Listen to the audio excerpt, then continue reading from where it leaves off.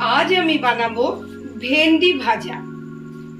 ভেন্ডি ভাজা বানাতে আমি এখানে কতগুলো ভেন্ডিকে ধুয়ে ভালো করে কেটে নিয়েছি, আর এখানে পেঁয়াজকে ধুয়ে ডুমু ডুমু করে কেটে নিয়েছি।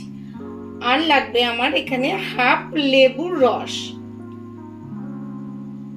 আর লাগবে নুন, হলুদ গুঁড়ো, কালো জিরে, জিরে গুঁড়ো, আর অল্প লাল কাশ্মীরি লাল লঙ্কার গুঁড়ো। কড়াটা আমার গরম হয়ে গেছে, আমি এখানে দিয়ে দেব 2 টেবিল স্পুন সর্ষের তেল।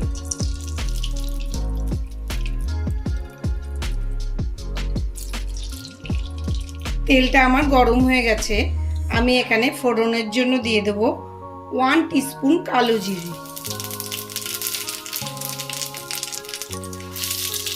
এবার আমি এর মধ্যে ভেন্ডিগুলো দিয়ে দেব।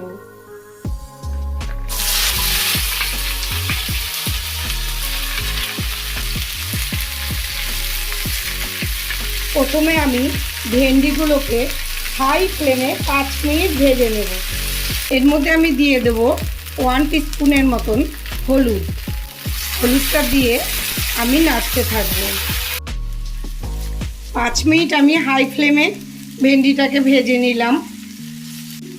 এবার আমি এতে দিয়ে দেব জিরে গুঁড়ো, আর দিয়ে দেব কাশ্মীরি লাল লঙ্কার গুঁড়ো, দিয়ে আবার একটু নেড়ে চেড়ে নেব।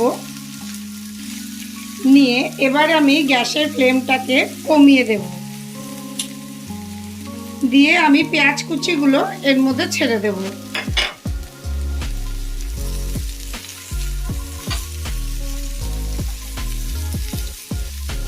এবার পেঁয়াজটা দিয়েও আমি আবার 2 মিনিট ভেজে নেব।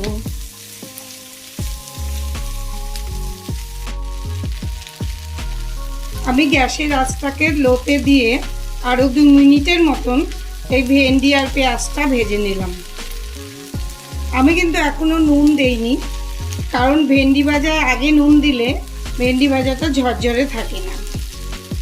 আমি এখন এতে নুনটা অ্যাড করব।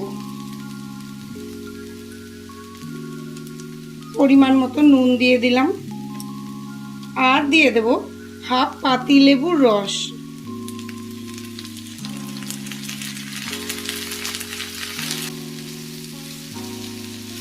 এবার আমি গ্যাসের আঁচটাকে আবার হাই ফ্লেমে দিয়ে দেব।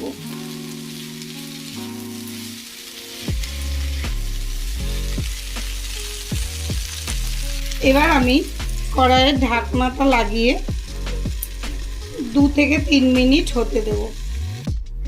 ঢাকাটা খুলে নিলাম, আমার ভেন্ডি ভাজাটা হয়ে গেছে।